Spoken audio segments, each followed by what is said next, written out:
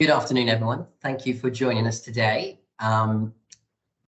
This is the first parent workshop, hopefully one of many, to focus on assessment and reporting. And today it will be more of an introduction to some of the elements of assessment and reporting that we do in the secondary school here at Dovercourt. Throughout the presentation, if you have any questions, I would urge you to use the chat function. I will do my very best to answer any questions if there's time at the end. If not, I will look at the chat and then get that out to everyone who has joined. It's 5 o'clock now. We've got 14 attendees, which is not a bad start, so I will start. The session is being recorded and will be shared later for any parents that cannot join us tonight or join us later. So without further ado, I will navigate forward. Starting off obviously with our mission and what we do here. That's always at the forefront of anything we do at Dovercourt, but particularly when it comes to assessment and reporting. And these are our values. Again, we always consider these with any initiative that we do. And as we develop, and we are going to go through a period of development and review when it comes to assessment and reporting, these will become more prevalent. A little bit about me. Okay, so I've been at Dovercourt since 2017. I was previously the head of science. I'm now the assistant head with the responsibility of assessment, recording and reporting, which is often shortened down to AR and R. So if you ever see that, that's kind of what it stands for. I'm also oversee intervention programs, so the use of data by our teachers and our progress leaders. And I do the professional learning for data and assessment. In fact, I was doing a session with several teachers tonight on that very topic. That's what AFL stands for. There's a lot of acronyms here, so I do apologise. Parent-teacher conferences, we'll touch on those shortly, PTCs. I also am involved in the quality assurance and accreditations within the school. So we're a CIS school, which is the Council of International Schools. We're also a WESC school as well, which is the Western Association of Schools and Colleges. These are all associations and accreditations that we have. You sometimes see those at the bottom of our emails. And then I also support in the school with systems user development of ISAMs, which is our major data system, and then CPOMs, which is predominantly used for safeguarding. So that's a little bit about me. Today's session will cover what CAP 4 is. CAP 4 is a really interesting assessment. I have most of my parental conversations on a weekly basis may touch on the CAP 4. So I'm hoping today may give people a clearer picture of what the CAP 4 is, how we use it, and hopefully then if there are any questions about the CAP 4, those will be addressed there. Then we'll look at our approach to assessment and reporting at Dovercourt, and that's across Key Stage 3 to Key Stage 5, rather the sixth form. We don't use Key Stage 5 anymore. And then the review for going forward. So a lot of the systems that we've used have developed in the last few years, some of which actually may have developed pre-COVID. We're very aware that we want to keep up to speed with the very latest forms of reporting and feedback to parents. And we're going to need your help with that process as we review later in the academic year. So I'll touch on that towards the end. So first of all, what is CAP 4? Well, whenever you joined Dovercourt, at some point you probably heard about this CAP 4 assessment. It actually stands for Cognitive Ability Test, and it's the 4th edition, although it's quite ironic because there's 4 batteries or 4 elements that we assess. It's a cognitive ability test, so it's not a test on attainment. You can't revise for it. I know some people do worry when they hear the word assessment, but it's simply a measure of student strengths and potential, and it gives us an indication of where we should be aiming for with them, and also what support we can give them in the classroom. It tests 4 areas: verbal reasoning, quantitative reasoning, which is to do with numbers, non-verbal reasoning, which is thinking with shapes, and then spatial reasoning, which is actually thinking with shapes in space. And that spatial reasoning is quite unique to the CAP 4, and it's why we choose it as our baseline assessment or our indication assessment. It comprises of 3 45-minute tests, so a total of 2 hours 15, so it's quite labour intensive. All students do it upon admissions to the school. We also redo it in year 7, year 9 and year 12, mainly because at those points where we're starting either a new key stage or the 6th form, we want to have fresh indicators of how students should perform, but also at those points we've usually had quite a bit of a reshuffle, as you often do in an international school. So we've got lots of students that we want to see where they're at, and then hopefully where we can present our teaching and learning provision to best suit those learners. The key thing is that it's a measure of ability, not attainment. So you can't prepare for the CAT 4 tests. You can't revise. You shouldn't revise. I know some students and some parents do worry when they're coming up if they think, oh, if I perform badly in this, is it going to have some sort of impact later on? It really doesn't. It assesses you regardless of previous teaching and schooling. So it really is a great way of getting students in and finding out a lot of information about them early on. It gives us indicators. They used to be called predictors, but obviously you can't really predict anything, and a prediction needs multiple sources of evidence. So an indicator of ability and potential. And we use it predominantly in Dover Core as a form of intervention to make sure we've got the right learning strategies in place to support our learners. We obviously do attainment testing throughout an academic year. At various points throughout the year, we will test progress, and we tend to have those as formative assessments as well. So the learners are part of that process, and we're learning how to progress and go further on. But the CAT 4 is very different from that. That just gives us an indication at the beginning of what strategies will work best for our learners. So quite simply, the CAT 4 is a measure of potential. It's age-related, and this is quite interesting. It's age-related not on the academic year, but it's actually age-related on the calendar month that the student is born in. It can be used as a tool for quality of teaching. So our teachers will be given a report that will highlight the strengths and the areas of focus for each individual. And then alongside teacher judgment, it can be used to determine targets or what we should be aiming for as a minimum expected grade. It's not a measure of attainment. You cannot revise for it, you cannot fail or pass it. It will highlight certain strengths. It may show that you are pretty average in all areas. It may show that you're above average or below average in certain areas, but it'll only highlight strategies really for the teachers to be able to best deliver the content in their lessons. How do we use it? Well, obviously we use it to identify academic potential. It gives us, and I'll show you a little later, some indicators based on statistical evidence from the United Kingdom and other international schools that use the CAT 4. It's a give and take process. So effectively, every time a student does the CAT 4 test, they're monitored throughout the system, and their actual results at the end of the process are fed back to CAT 4, and it strengthens that statistical analysis. It gives us a good understanding of how the students think. Are they verbal thinkers? Are they spatial thinkers? How best they learn in a classroom environment. We can use it to identify barriers to learning. So are there particular learning needs that need to be addressed that are identified at this early stage? And it's also done as part of our admissions testing. So the vast majority of students will do their first CAT 4 upon an admissions test into Dover Core. So to give you a little taste, because a lot of people ask a lot of questions about CAT 4, the best thing is to show you what some of the questions are like. So within the verbal reasoning part, there are questions like this question here, which is known as verbal classification. So students will be presented with the following words, and they need to identify the correct word. Now, in this case here, the correct one would be angry, okay, because those are classified together. Then we also have verbal analogies. So there are links between words. In this case here, egg. Now, what we need to always bear in mind is that many of our students will be using English as an additional language. So that can be a bit of a bias in this situation with the verbal reasoning. Again, we actually use this to support our students and potentially identify EAL as a learning barrier and something that we can focus on and support further in lessons. Quantitative reasoning, so now to the maths. So we've got number analogies here. So with number analogies, we're looking for relationships. Hopefully you got the right answer there. I did test some math teachers on this earlier.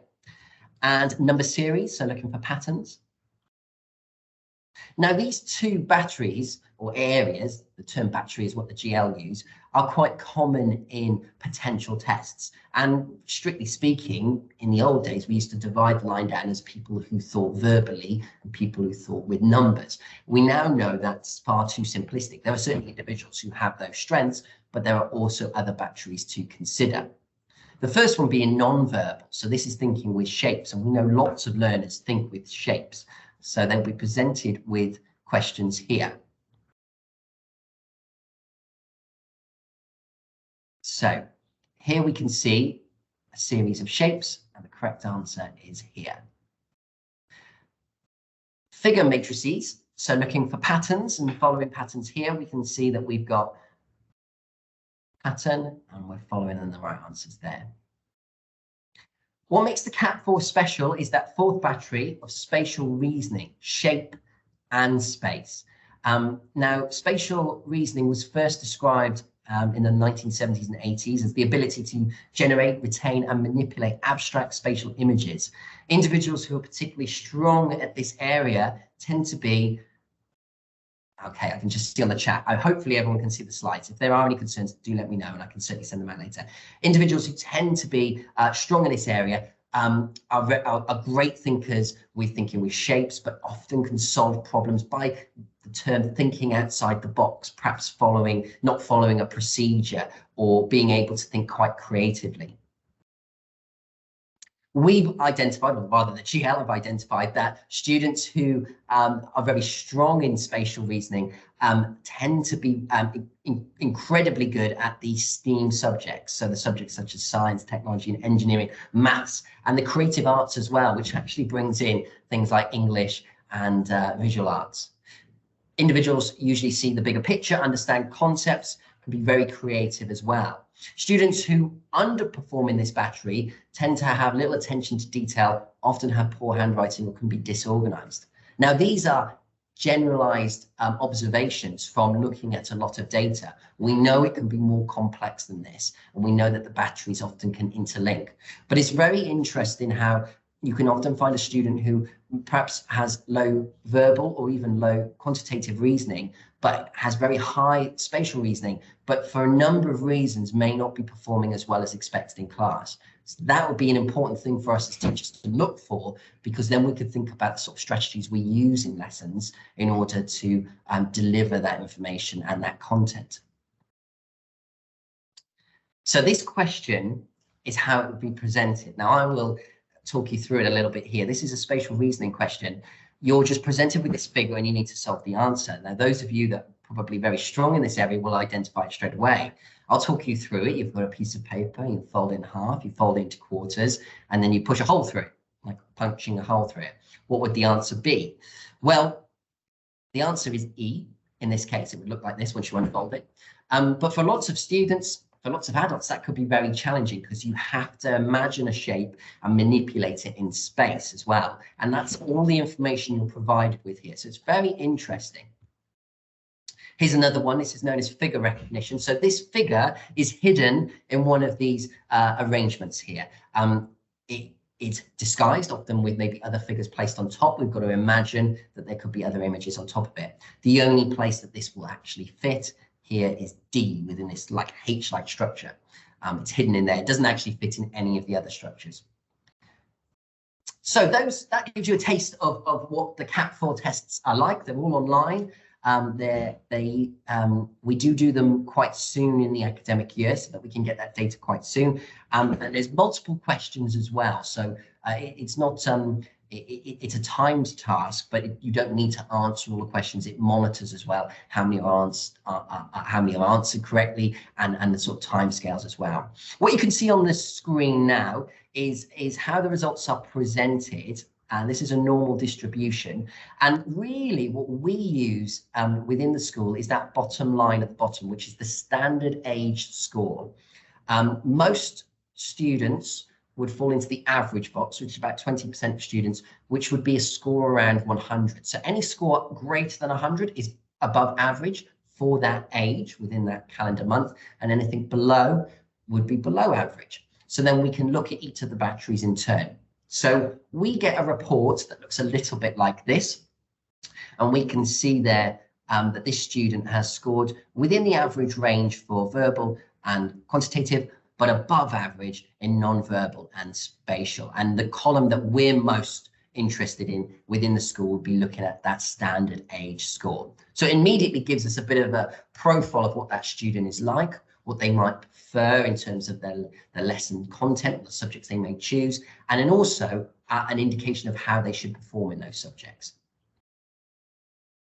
We also get a summary, which gives us some teaching strategies of how the student might best work depending on their particular profile. Now, it's worth saying that these sorts of strategies are looking at the average. Now, it's a statistical system, so it's always based on the data. There will always be students who are on the outliers.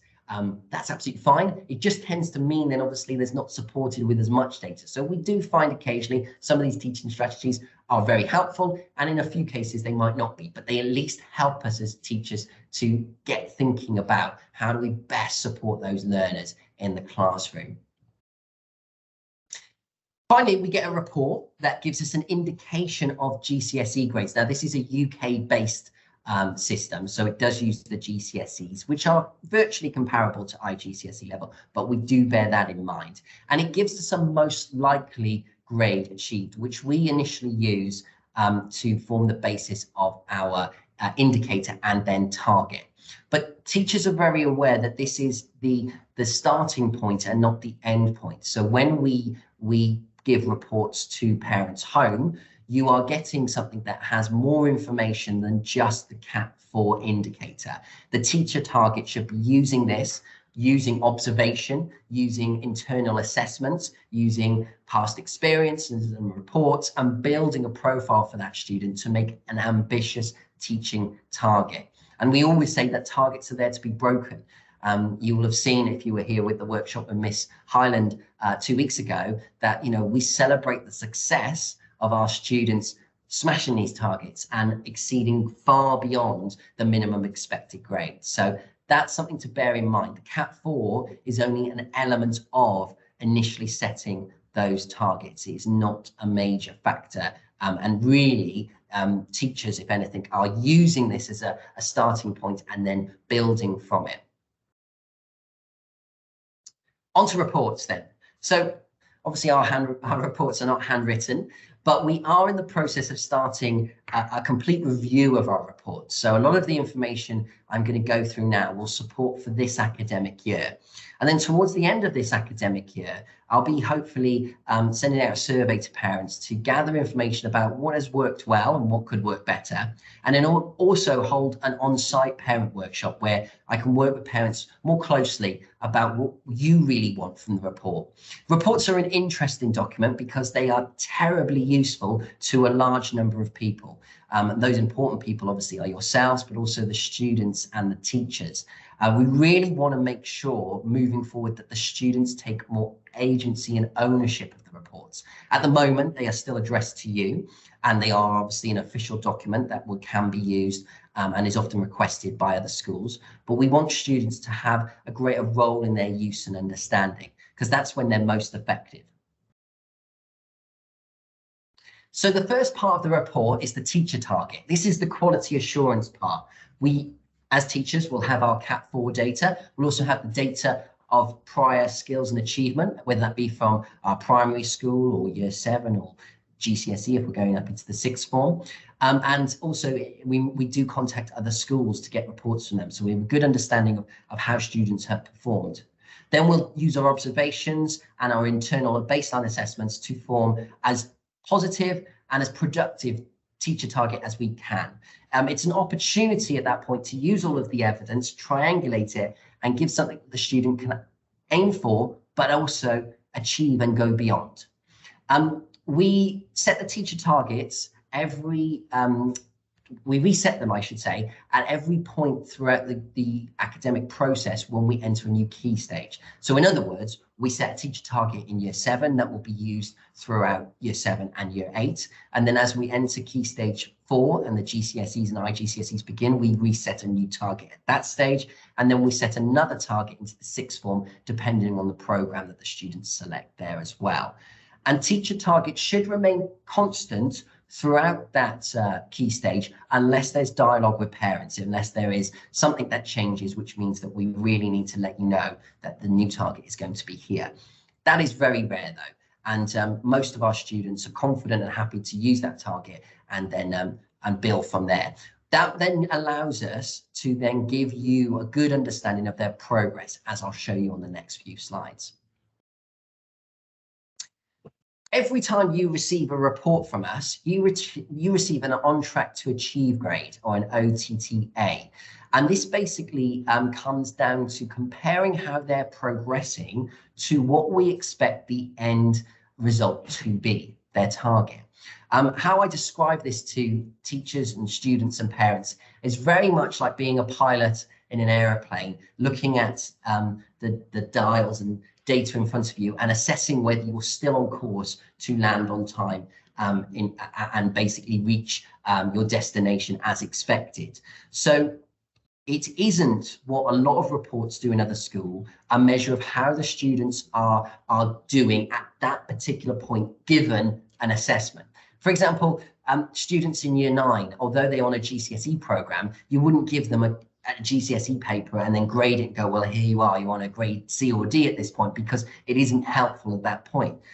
What is helpful is to assess them at their particular attainment at that level, and then make the using the evidence around you to see if they're still on course to achieve that target at the end of year 11.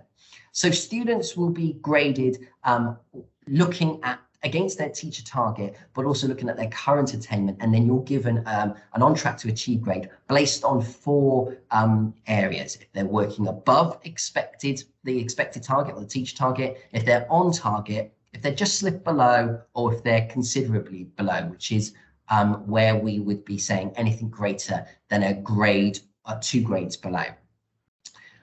So we measure it against the teacher target, not the CAP 4 target, and that's something to mention as well, because parents can often request a CAP 4 report, which is always available. Actually, it's often given during the admissions process, but always available throughout the academic year. But it won't match up necessarily to the teacher targets, which are outlined on the report. We found that this has worked very well. We do find that students often request to know the grade they're on at the moment. So we are working into looking at how we can support that request. But that's just the nature, unfortunately, of assessment, is people tend to want to know how they're doing, not necessarily how they're doing in terms of the end journey. And that's where we found it most effective. The reason we like this system is it allows us to be able to identify where students potentially are falling off course, and then we can prioritize intervention and support at that level. Our progress leaders, upon any form of data collection, will be mapping out students who are consistently working towards or working below. And then when we've got students who are working above, we can start to question whether we need to offer more challenge there as well. Within Key Stage 3, we still utilize the growth and threshold model, which is a system that was brought in to support well-being and to move students away from the idea that they themselves need to be graded. We use the CAP 4 and IGCSE indicators to support this, but we still use a teacher target based on top of this. So instead of giving a teacher target that is graded towards an IGCSE or a GCSE, we give a target that is graded towards a threshold: foundation, developing, secure, and excellence. They're more like bands, and also account for the fact that, you know, you may be 4 or 5 years away from the actual end target. So students will be given a target based on one of these bands and then work within that range.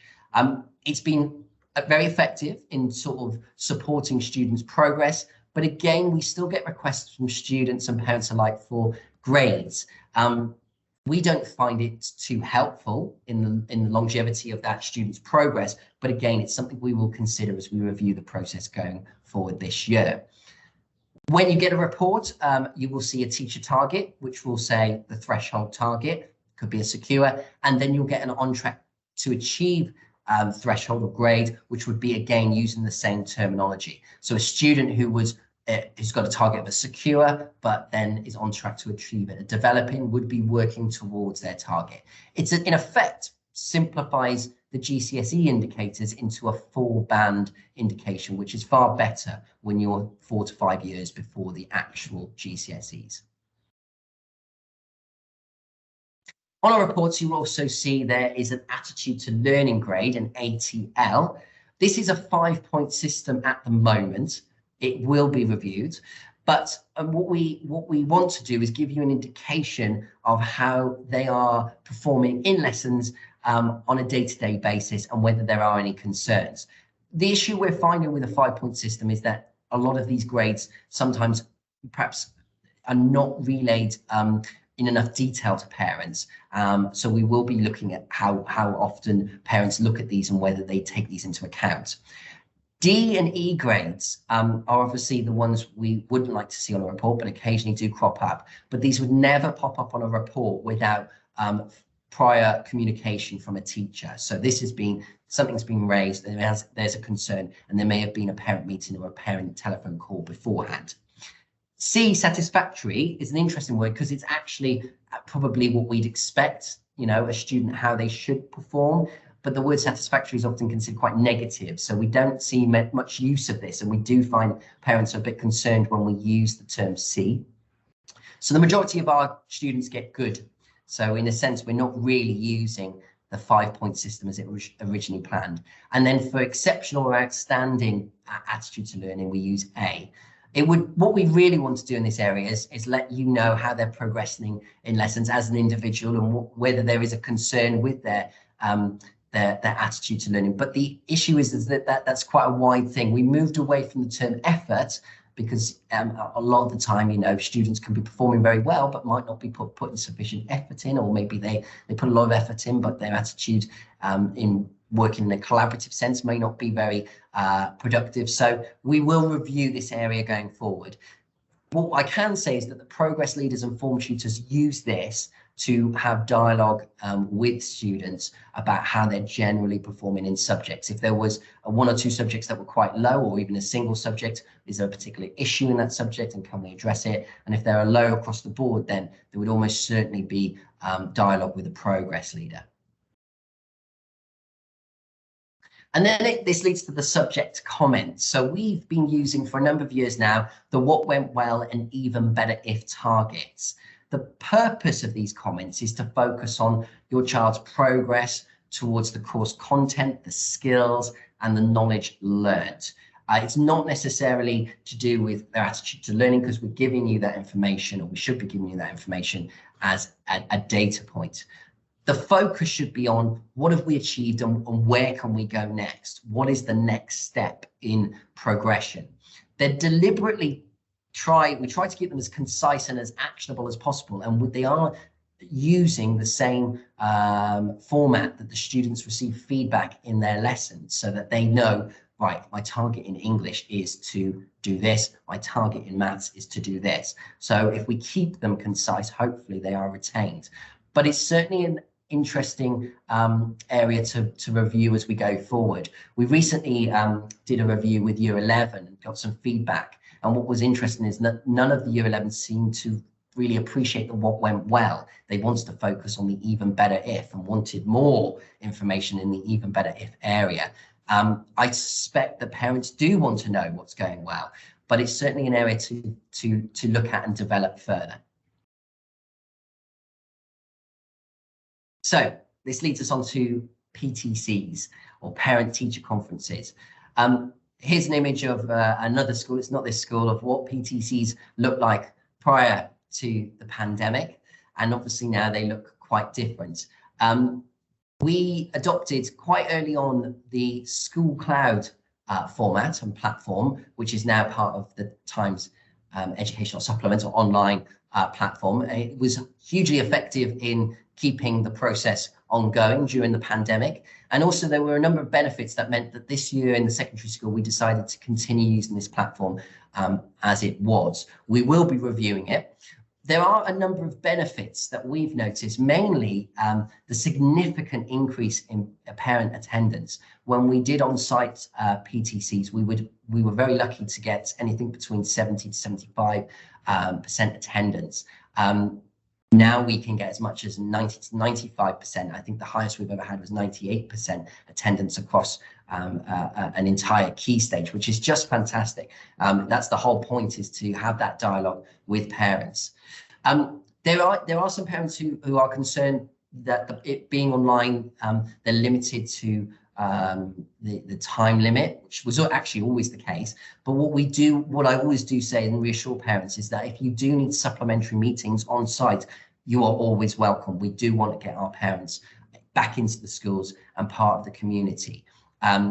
This system is just very effective on that evening where a number of appointments need to be made. You make the appointments now instead of your students. So in the old days when there was paper slips, it would be your parents going around and asking teachers for appointments. That was sometimes problematic, especially if the child forgot. And also the system itself automatically books appointments that are most convenient for your times. We also get a waiting list as well, which is very helpful. The update recently has been that we can have multiple parents on the call at the same time. And also you can ask questions and give teachers comments in advance of the meeting, which is hugely helpful. If there's something in particular you want to raise at those PTCs, it's worth utilising that function. We will be reviewing PTCs and looking for a hybrid approach. This year we did have parents on site for Meet the Tutor, and then for the progress ones involving subjects, we remained online. It's a bit like Marmite. I get lots of positive feedback from parents who find it incredibly useful to be able to join via their laptop or their smartphone, especially those with younger children as well, or those that might do it from abroad. And then we've got those parents who really want to get back on site. It's worth saying, though, that if you ever do need a meeting with a tutor, with a teacher, with a progress leader, we always welcome them. Actually, if anything, by having those meetings stand alone rather than one evening, we can often make them more effective. So these are the parent-teaching conferences for this academic year. It's been a bit late since I've been able to catch up with you. So you can see we're well through the process now, and you can see into term 1.2.1 rather than 2.2 and on to term 3. So every year group will get 2 online PTCs. Plus, at the start of the year, we had that Meet the Tutor event. And we'll review the process and the timing of these. One of the things we noticed this year was that our Year 11 PTC was perhaps too close to the reports, and we could space that out a bit better for next year. But it's always tricky because the Year 11s are with us in term 3. They are busy completing their external exams. So we want to get that contact time in nice and early. When it comes to PTCs, if there are any technical inquiries, we've got Jana who supports there. So very quickly on the evening, if you have any technical issues, Jana can usually fix those with great success. And if you're having any problems booking appointments or anything along those lines, Jana is the best point of contact. When it comes to reports, they're actually submitted through ISAMS and the parent portal. And again, the easiest person to contact there if you need any support with reports is Student Services with Leanna, who can help you there. And I know a number of parents often request reports when they're considering moving, because new schools will often require those, and Student Services can best support there. But if you ever have any general inquiries regarding reports or PTCs, you can always contact me, and I'll do my very best to get back to you as soon as possible. And that leads me nicely to where we are now. So we're at this point where we've returned back to school and life is almost back to normal. And we are looking at our reporting system and deciding what's working well and what could be improved. So I'm really aware that I want to get parents involved in this review. this academic year as much as possible, and foresee that actually once we've all gone through a reporting season, as we will, because we've got reports upcoming in December, then all parents will have experienced the reports as they currently stand. They will hopefully have experienced PTCs quite early on. I know year 10 and 12 are early in term 2, and then we can start to review the process to see what's going well and what could be improved. We have identified already as a school that we need more student agency with the reports. They are a time expensive process that at the moment we feel that the students are not engaged in that dialogue sufficiently. We're also aware that in the PTCs, they're most effective when the students are present as well. So maybe we need to rebrand those parent and student teacher consultations or something along those lines. It's most effective when the student's there to receive the feedback as well. So as I foresee it, the plan is to give out a parent survey in term 2 to collect some feedback on the reporting structures as they are now. And then within term 3, when we start to build the new reporting structure for the following academic year, and those templates will be used for a number of years, I would like to get some parents in to do some on-site workshops where we can have many post-it notes and get those ideas down. If we get it right, we know that having teachers, parents and students well informed with feedback, completely in tune with where the assessment information is going and know the steps to progress, we know that has the greatest outcomes of success for our students. And that leads me to the end. So I can see that there have been some questions. I will quickly check those. But just to give you a heads up for next week, which is actually a session that's going to be held by Mr. O'Shea, the head of the sixth form, who will be able to outline our sixth form programs. And then following that, there will be one, you can see that's Mr. O'Shea's is the last one before the Christmas break. And then after that, in term 2, we've got Mr. Bowen, head of inclusion, and then Mr. Franklin, who's going to be doing the digital literacy and staying safe online workshop. As I outlined at the beginning, I will check the questions quite carefully now. I'll have a quick scout to see if there's anything I can answer, but I will download those and answer them in more detail if there's things that need more time. I'll quickly see if I can open the chat up here. So if any of these are personal to a specific individual, I will email you directly. I will share the slides. Are the teacher target the same as the CAP 4? The simple answer is no. They may be similar, but the teacher target should have more informed evidence to back it up as well. So how have they performed in class, in baseline tests, and in previous assessments, either in our primary school or in previous key stages or previous schools. In many cases, they will be the same. Often they are either the same or slightly higher. Okay, I think the next question here is a personal one, so I will email you directly. Thank you so much for your time this evening. This will be recorded and shared, so if hopefully it's been of some use. And if you've got any other friends or parents who would benefit from it, please do share it. Have a fantastic evening, and I look forward to seeing you next term when we can get the review started.